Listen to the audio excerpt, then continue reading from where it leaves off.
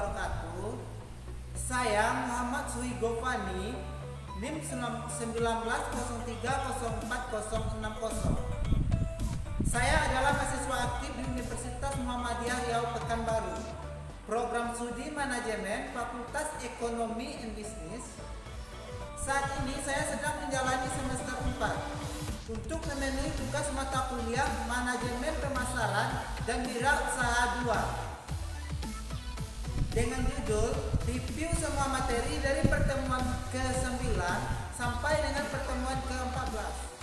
Baiklah, pada kesempatan kali ini saya akan mencoba sharing tentang pemasaran internasional.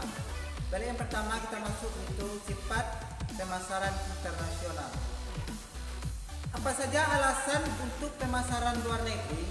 Alasan yang pertama itu skala ekonomis dan ruang lingkup.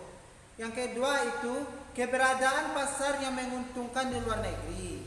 Yang ketiga itu pasar jenuh di dalam negeri. Yang keempat itu tingginya biaya R&D. Yang kelima itu peluang internasional. Selanjutnya itu kurangnya kompetitif.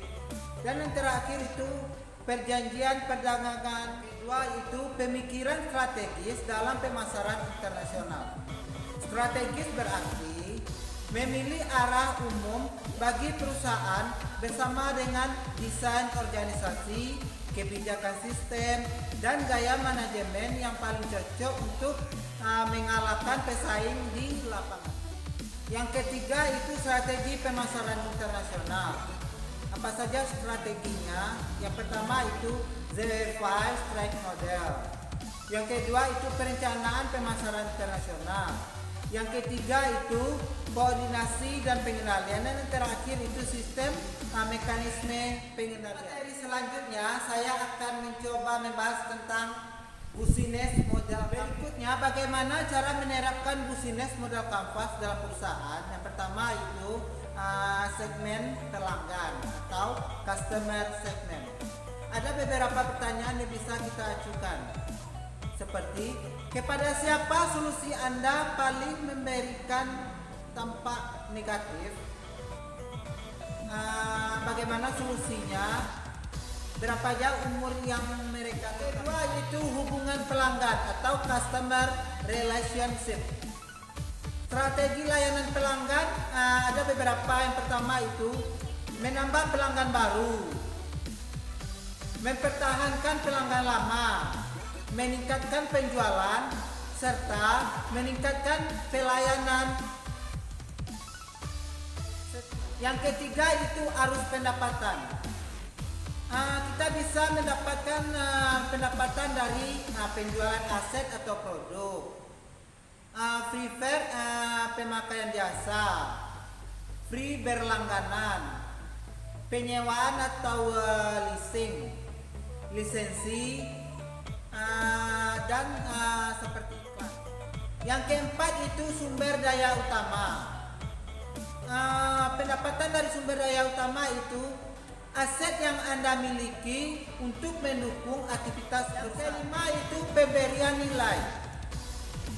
Berikut beberapa pertanyaan yang bisa membantu Anda, seperti apa penyebab masalah itu terjadi, solusi apa yang bisa menyelesaikan masalah itu, channel atau saluran. Berikut beberapa pertanyaannya yang bisa membantu Anda, seperti apakah mereka aktif dengan menggunakan sosmed, apakah mereka suka mendengarkan radio, atau itu aktivitas utama atau key activities. Berikut beberapa pertanyaan yang bisa Anda lontarkan, seperti bagaimana dengan distribusi produk atau jasa Anda. Kemudian itu aktivitas bisnis seperti apa yang dapat diharapkan di dalam perusahaan untuk membantu Anda agar konsumen. Itu kemitraan utama atau key partnership. Untuk membangun sebuah bisnis, kita membutuhkan partner kerja yang memiliki visi dan misi yang sejalan untuk dapat mengembangkan usaha. Terakhir itu struktur biaya atau cost structure, merupakan skema finansial yang membiayai operasional perusahaan. Itu dengan judul pengembangan strategi dan program penetapan harga. Lingkungan penetapan harga yang berubah, peran internet sangat memiliki andil yang keren untuk penetapan harga. Sebab pembeli bisa mendapatkan perbandingan harga secara langsung dari ratu sampai masuk. Menyebutkan harga dari berusaha membuatnya dipenuhi penjual. Kemudian mendapatkan produk secara gratis. Sementara pembeli dan penjual dapat menegosiasikan harga di bursa lelang dan bursa online. Bagaimana perusahaan menetapkan harga? Yang pertama itu di perusahaan kecil harga ditentukan oleh atasan. Yang kedua itu di perusahaan besar penetapan harga ditangani langsung oleh manajer divisi dan manajer lini produk. Yang ketiga itu dalam industri seperti pesawat, kereta dan perusahaan minyak lainnya dibentuk juga departemen penetapannya itu menetapkan harga. Apa aja langkah-langkah yang kita ambil? Yang pertama itu memilih tujuan penetapan harga. Yang kedua yaitu menentukan permintaan. Yang ketiga itu memperkirakan biaya. Yang keempat itu menganalisis biaya, harga, dan penawaran. Yang kelima yaitu memilih metode penetapan harga. Dan yang terakhir itu langkah keenam memilih harga akhir. Kemudian bagaimana cara menyesuaikan harga? Yang A, penetapan harga geografis. Yang B, diskon harga dan insentif. Yang C, penetapan harga promosi. Dan yang terakhir itu yang D, penetapan harga terdiferensiasi. Untuk materi yang terakhir dengan judul mengelola organisasi pemasaran. Apa aja implementasi pemasaran?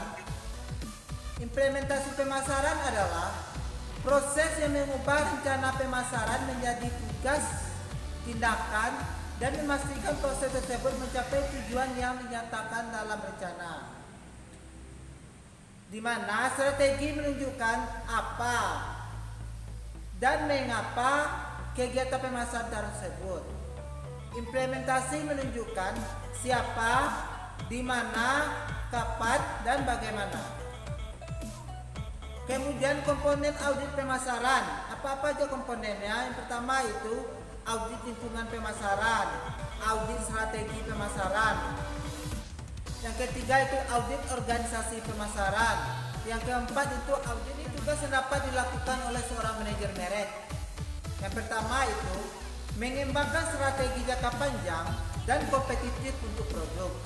Yang kedua yaitu menyiapkan rencana pemasaran dan peramalan penjualan tahunan. Yang ketiga itu bekerja sama dengan agensi iklan dan pengadaan barang untuk mengembangkan teks, program, dan kampanye.